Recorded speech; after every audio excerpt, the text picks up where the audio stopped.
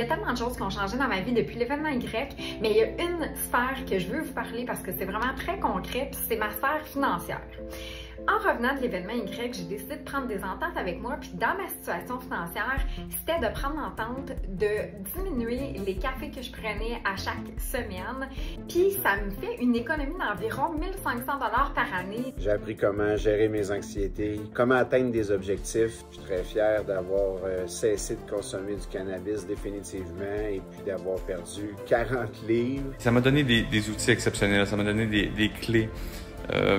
Pour me comprendre les autres, interagir sur l'environnement, contrôler des variables, reprendre possession de ma directionnalité, redonner un sens, c'est carrément ça, c'est redonner un sens à ma vie, à pourquoi je me lève le matin, être un meilleur père, un meilleur conjoint. On a eu l'idée d'avancer à créer un projet commun. Alors, on a fondé une boulangerie bio dans notre petit quartier. Je me suis mis à faire de l'entraînement avec une coach. Après 3 mois de vivre de télétravail dans ma boîte blanche, ma chambre, j'ai dit non, ça suffit, c'est pas ce que je veux réellement.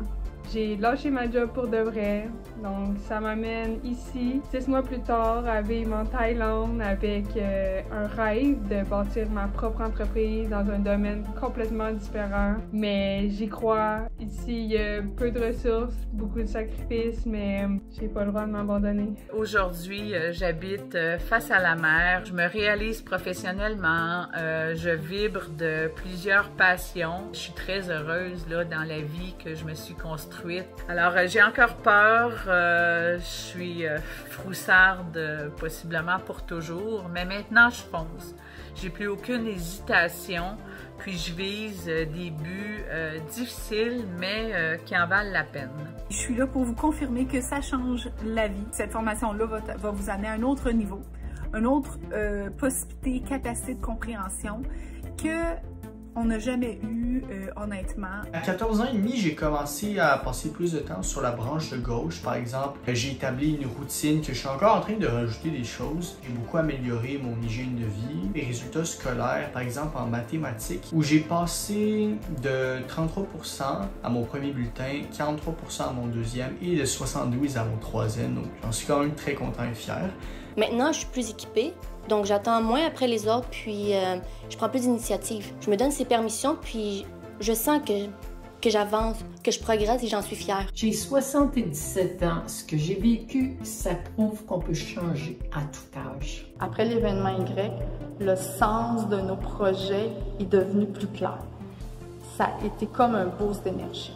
Je me suis sentie tellement puissante après ce choix-là.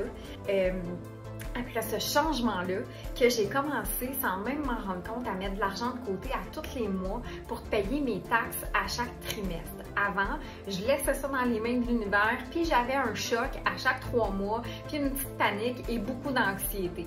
On a dû travailler notre communication, on a travaillé nos implications, nos interactions. On s'est retrouvé tellement vite en co-vulnérabilité qu'on a travaillé. L'an passé, Patrice et moi, nous avons célébré notre 25e année d'union.